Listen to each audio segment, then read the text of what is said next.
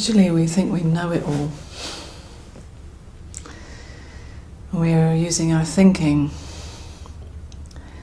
The thoughts repeat old programs, old information, old assumptions and beliefs, ideas about how it should be.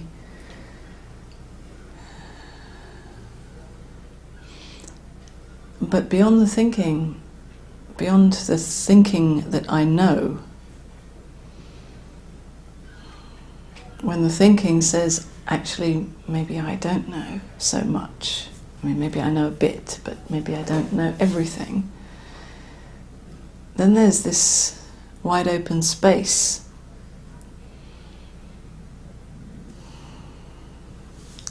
for some other kind of knowing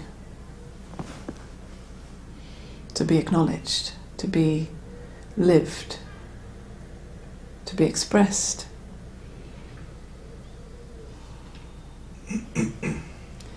The thinking is very limited, actually. Although it's extremely creative,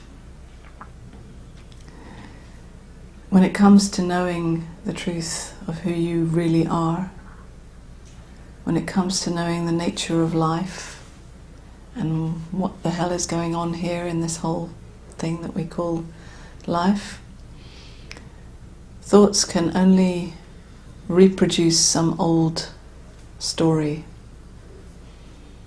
It can only remember, it can only theorize or philosophize, analyze.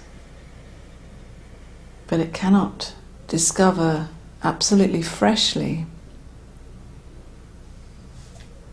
what is.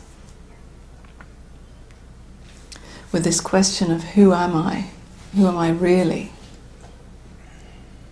Beyond my name, my history, my apparent personality.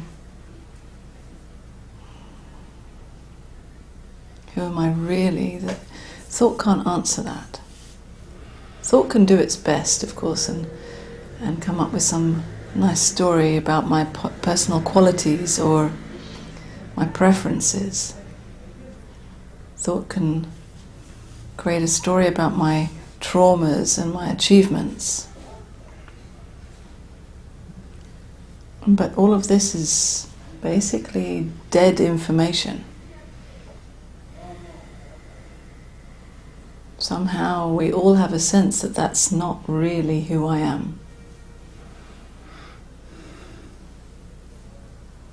I'm not limited to what I think.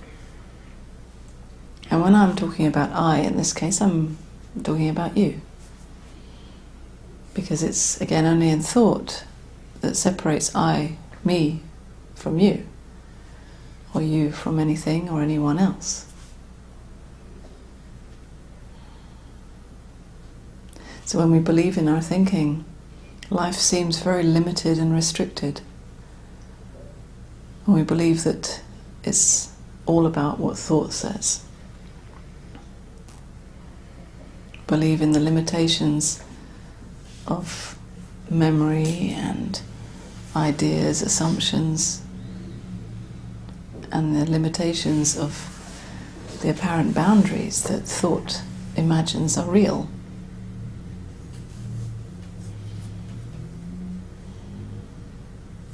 But seeing that actually thought doesn't actually know as much as it proclaims to know. At first maybe we feel lost. Especially if we've been relying on thought to know it all. Without relying on thought, the question comes, well, what else am I supposed to rely on? How else am I supposed to know how to live in this strange life? How am I supposed to know who to be, how to interact with others, how to function in our society? And it's true that at first, without thought, maybe you just have to acknowledge that you don't know.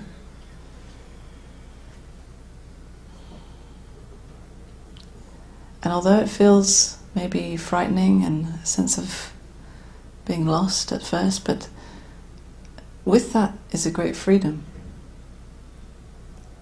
a great sense of relief that you don't have to believe everything that thought says, that there is another way of living, there's another way of knowing that can't be acknowledged while thought is still being taken to be in charge. First, you have to see that thought doesn't know as much as it thought it did. For there to be space to acknowledge that there is a natural intelligence, a natural flow of life that doesn't always make sense. It's not always logical or rational.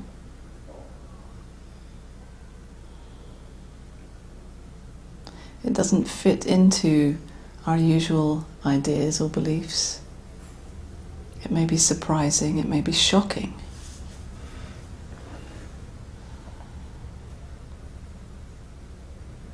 But it does feel very alive and real. And truly that's what we long for. You know, if we're most honest with ourselves, we long to live in alignment with that real knowing that is beyond our thinking. Because for so many people it feels like such a prison to live according to what you think and according to what other people think, trying to fit in with everybody else, trying to be the good girl or good boy so that other people will like you or approve of you, accept you, so that you can go on functioning and surviving in this world. But what kind of a life is that when you're just functioning and surviving? When you're managing to fit in, but somehow you're not acknowledging the depth of your real self.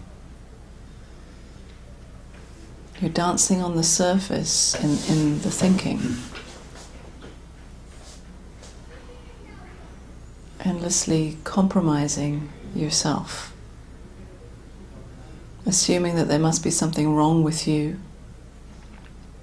that everybody else knows how it should be, that you're the only one who is like an alien on an alien planet. That you don't fit in, that you need to work really hard to be someone, to achieve something, to go somewhere.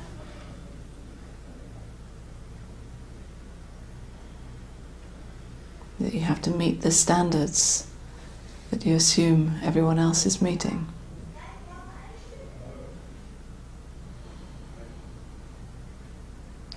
To take a risk to not fit in can seem terrifying. Can seem almost like you face death. Can seem as if society will reject you, that people that you respect and love will hate you.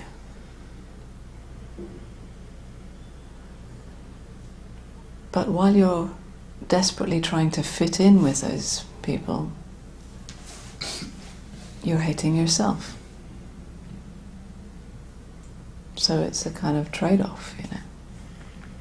Do you prefer living hating yourself or risking that other people might hate you? And of course you don't know that. You don't know that they'll hate you. It can be a fear. Actually, of course, everybody longs to live lively and fully and openly. So at first, people may be threatened by it because it reflects their own longing. But it's also an invitation for others around you to meet that in themselves, to risk stepping out of the prison of the thinking to risk acknowledging your true self and living more freely. In fact, living as the freedom that you really are. No longer compromising. Even being willing to risk death. Usually it doesn't come to that, but you have to be willing even to risk it. For the sake of what is true. For the sake of who you really are. No matter where that will lead you. Because it is about stepping into the unknown. Moment to moment. Free-falling and not knowing. Not understanding, not getting it, not doing it, not being in control.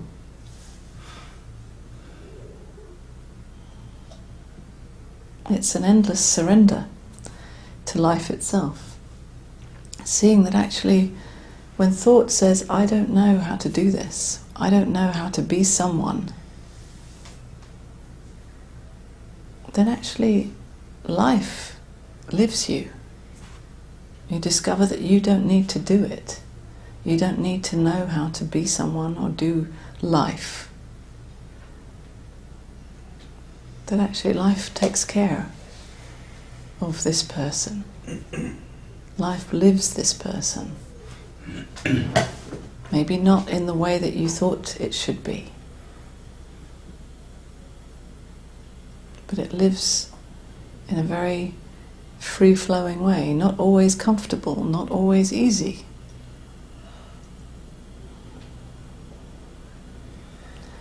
And yet,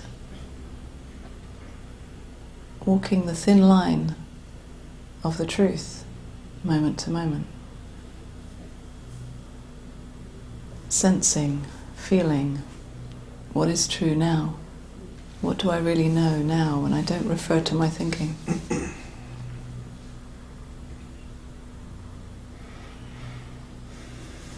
It doesn't leave you with much.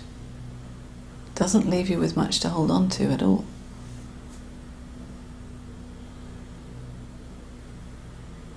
And yet this is the truth.